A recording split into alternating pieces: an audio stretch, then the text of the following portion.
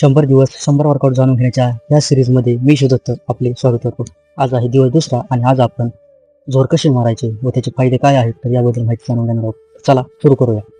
जोर मारण्यासाठी आपल्याला खांद्या एवढं दोन्ही हातांमध्ये अंतर घ्यायचं आहे आणि पायांमध्ये हाता एवढंच पण थोडं जास्त अंतर घ्यायचं आहे. जोर मारताना डिप्स खाली नाही जायचं तर मुसंडी मारायची. मारताना वरती आल्यानंतर श्वास घ्यायचा आहे, खाली गेल्यानंतर श्वास सोडायचा आहे. तर आम्ही कसं करतोय,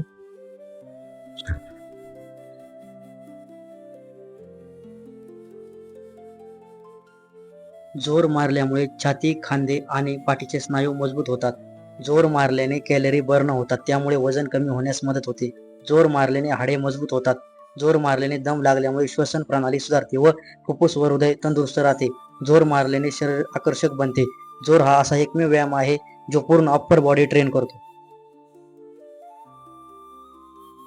व्हिडिओ आवडल्यास व्हिडिओला लाईक करा.